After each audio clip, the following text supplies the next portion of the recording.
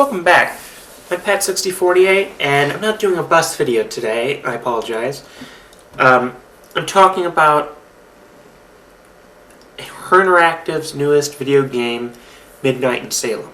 Now, the Nancy Drew video game series was something I grew up with. They've been made by Her Interactive. They've got a license from Simon & Schuster to use the Nancy Drew name, characters, storyboard, all that. Today they have released their newest game in the series, Midnight in Salem, which we, the fan base, have been waiting for almost half a decade. The last game, game number 32, Sea of Darkness, was released in the spring of 2015. What Her Interactive did was in the spring and fall of every year, they released a game. So they had 2 games a year. Nice little schedule. However, this game was due to release in fall 2015, and long story short, it was pushed back to fall of 2019. Give you a quick recap. Her Interactive fired most of their staff that they'd had for over 20 years. They outsourced this game to an Austrian company, and I'm going to explain why that's upset. And they left their fan base in the dark the entire time. So, growing up as a young kid, I played some of the classic Nancy Drew games because they were new at the time. They started with Secrets and Kill, number 1, and number 2, Stay Tuned for Danger, was my personal favorite. The first game I played was Ghost Dogs in Moon Lake. It was new when I first played it. And when I was younger, I want to say middle school, but I don't remember the day. I have to look it up on the old computer here. I submitted a video testimonial to Her Interactive. I was a weird little kid. And they posted on their YouTube page. I wonder if it's still up, because I haven't looked at it since then. Saying how much I loved the games. And really, truly, I loved the games. And growing up as a weird antisocial kid, it was my little escape. I felt happy because my sister used to play them all the time. And she'd play them and I watched her most of the time, and then I started playing them myself. However, it made me cry a little bit, a little tear, when I installed Midnight in Salem today. They released over the weekend a trailer. Final rendering of the graphics was included in this trailer, and it was horrible. It looked horrible. The game's, now I'm going to shift to the game. The game's story doesn't make sense. It is supposed to be about Salem and connect to the Salem witch trials. Nathaniel Hawthorne in it. Not making too much sense to me. The beginning of it is what makes the least sense. So, you are dropped into the game with Nancy's usual story, but it's a cutscene. At the beginning of every game and at the end of every game, Nancy would write a letter, and she'd narrate the letter. Usually like, Dear Ned, I'm here in Florida. Well, it was that Secrets and Kill, it was Dear Dad, but it was Dear Dad, I'm in Florida, helping Aunt Eloise out, there's been a murder. But in the beginning of Midnight in Salem, it's the standard letter opening intro, but it's set as a cutscene, so it kind of glances over the letter, and it's made to be very cinematic and scary. And the music is disappointing in the game. I only played it for about 20 minutes. So you're dropped into this beginning scene. You're in Austria. Nancy's in Austria on vacation. And Carson, her dad, needs her to get a book. It's very strange.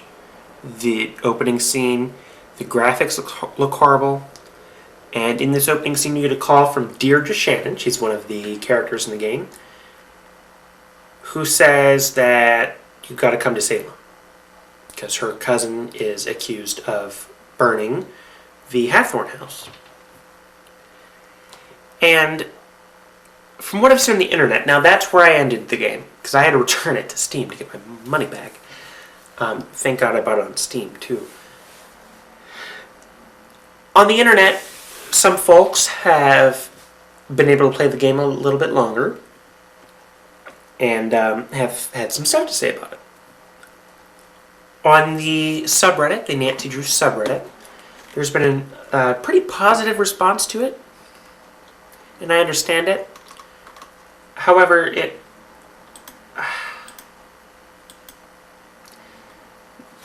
a lot of folks on here try to seem to justify it. Now, I played the credits. The first thing I did before I even started the game is I played the credits, and I noticed something. Now, we know Her Interactive outsourced the game, and the outsourcing company from Austria, I can't pronounce it, but I would say it, was the first set of credits you got. And then it goes to Her Interactive, where the only people on it were like business, CEO, intern, you know, all business related stuff. Nothing game development related. And that is because Her Interactive fired most of their staff.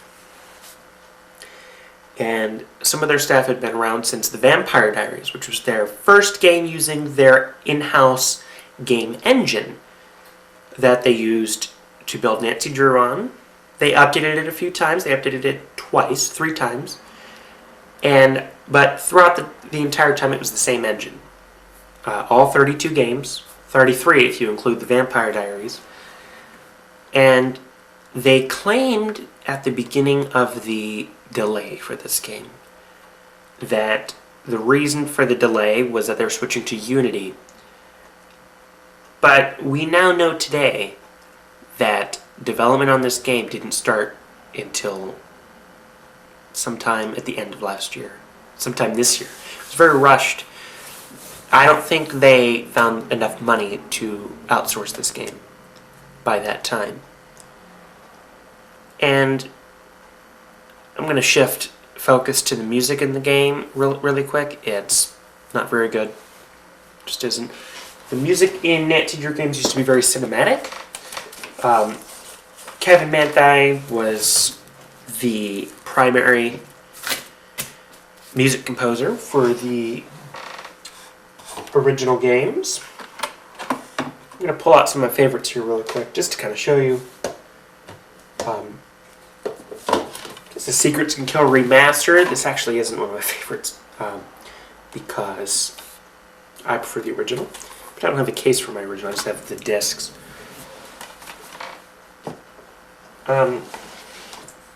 This is another good one. Mornings at Waverly Academy. And what I used to do before today, before I loaded up Midnight in Salem, is I had a ranking of all the games, like a mental ranking of which games were best, which games were worse, games that sucked. But now it's divided into two categories, Midnight in Salem and the rest. Makes you appreciate what you have until you don't have it anymore. Every Christmas, my sister and I would get the two games that were released in that year for Christmas. So, for example, and I can't remember off the top of my head what games were released in what year. So, for example, if in one year Danger by Design and Creature Kapu Cave were released, then we got those both for Christmas, which I believe that was one year's release schedule. But sometimes it'd be a flop, like Creature Kapu Cave was one of the game number 15, which was one of my games on the do not like list. And it's really sad what's happened. Yeah, I'm kind of out of words making this video really quickly. Don't have a script or anything like that, just kind of talking to camera. No one's really going to see this anyhow. But It's truly upsetting what they've done. And I consider the Nancy Drew game series to be done at number 32. 33 Midnight in Salem is its own category, and I hope Her Interactive loses the rights to the Nancy Drew name from Simon & Schuster, and I hope they give it to a developer, maybe this Austrian one, I don't know, someone else, who can maybe make a better game, or abandon the games at all, completely. The charm is gone. A lot of folks on the subreddit have been talking about, well, the story's okay, or the graphics are bad, but they're pretty okay. This isn't the best, not what I expected, but it's still really good. But what it's missing for me, it's, sure, if you take the graphics out, if you make the graphics better, I should say, it's a good game on its own, but it's lost the charm. There's a certain charm to these Nancy Drew games, why I keep coming back. You know, I play, they were never the best games. I play now games like, you know, Half-Life, Call of Duty, you know, Halo, more real video games. But the reason why I still play Nancy Drew is not only from the nostalgia from my childhood, but also there's a charm to them. There's, you know, the original voice actress, Lonnie Manella, sounded great. And this new voice actress, I don't want to say she's horrible. that would be rude. But it's not Nancy Drew. Also, it just doesn't have the feeling a Nancy Drew game did. There were certain sound effects and certain aspects, mise-en-scène, if you will, that was present in the original Nancy Drew game series. And it's done. It's gone. We'll never get another one, but the good thing is we still have them. What I'm going to play now, and at the end of this video I'm going to cut in a little clip I made off my cell phone from when I first downloaded the game. It's just a lot of stuff I said, some rambling, whatever. But what I'm going to do is I'm going to pan over to the computer here, and I'm going to show you a comparison between the trailer, the way the characters move in the Midnight Salem trailer, and Stay Tuned for Danger, which was the first game in the series to have 3D graphics, 3D character animation. So hold on a second, and I'll put that up. Okay, so I know it's horrible to just point that camera at the computer monitor, but it's all I have. My computer can't really run any screen recording software at the moment. So I'm going to pan out a little bit. This is the trailer from Midnight in Salem, and I just want you to look really quickly on how the characters are moving. It's hard to see on this crappy camera, so I'm going to link this in the description box below. Dragging all that up and upsetting May. Nancy Drew, you're just like every... I want to mention really quick. Look at her leg. This is May Perry. The arm of the chair is where her leg is supposed to rest on, right? And that's how her leg is acting, as if she had something right there and she's able to dangle this leg freely. There's about 2 or 3 inches of space between the chair leg and that, and it looks so unnatural and it's so uncomfortable. And the characters, they look fake. I'm not saying any of the other characters looked real in the other Nancy Drew games, but you could use your imagination, and they had a charm to them. These just look like they're trying way too much to be like human characters, but they just look horrible. Just want a front seat. Did you see that, the leg bounce I was talking about? I'm going to exit out of here, and we're going to load up Stay Tuned for Danger really quickly, and I'm going to show you. One thing that was removed in Midnight in Salem is the theme song. Nancy Drew theme. It was revamped around game number 18. But despite that, it was very similar. And they removed that, so that is just a huge indication of losing its charm. And I'll be right back with character. You want Okay, so this is Lillian Weiss, and I want you to see why I think the graphics in this game look better than they do in Midnight in Salem. She's obviously computer generated. I'm gonna do some dialogue really quickly so you can see her move. It's very choppy, kind of gross looking animation, and the purpose of it is not that it's supposed to look realistic, but that you can use your imagination a little bit. I should get back to the set. Goodbye. Have a good day. And you can use your imagination a little bit more. When you have characters that are trying too hard to look human in a game, it alters your perception of those characters. Whereas in a game like Stay Tuned for Danger, they look so obviously computer generated that you're able to use your imagination a little bit more. And that's just my opinion. That's where I'm at on this. But either way, I'm going to end the video there. I know this is a bunch of rambling and stumbling, but it's just, I'm very upset by what has happened. And okay, that's it. I'm going to sign out. I'm going to include right after this the little clip I took at my Macintosh, and then also in the description box I'm going to include links to the Midnight in Salem trailer, as well as, if I can find it, the video testimonial I did for Her Interactive in, I think, middle school.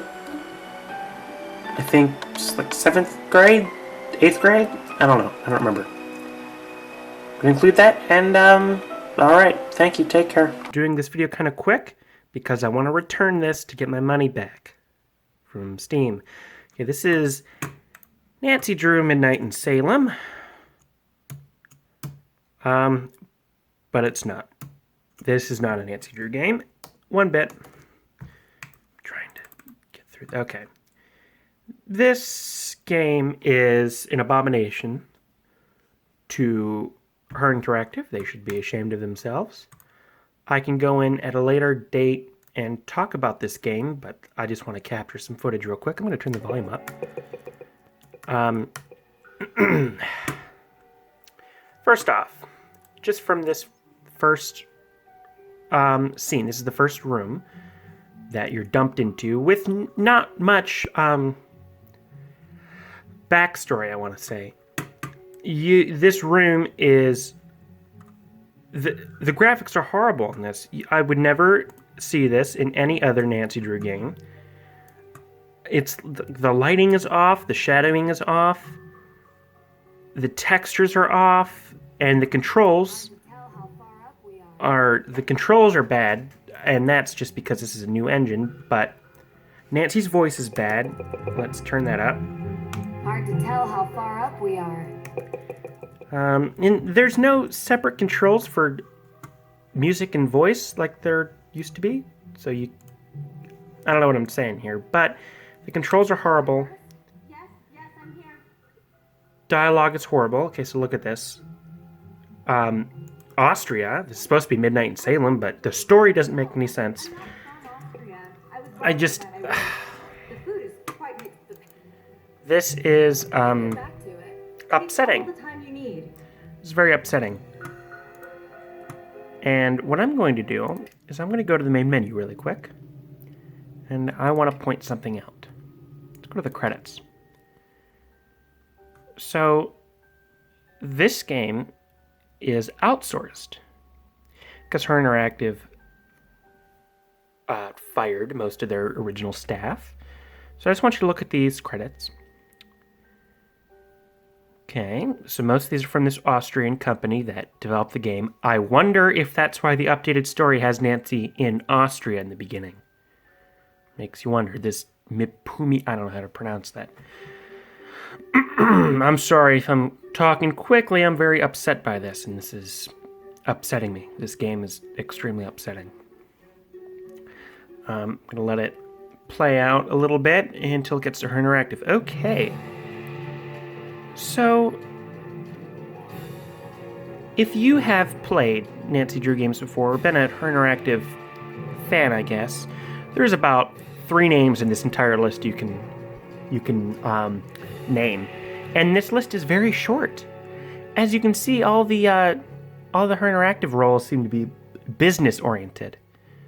None of them were in development. And I'm going to X it out because now her interactive part has passed. This clip I'm just going to kind of insert at the end of my points I have to make. And okay, I'm done.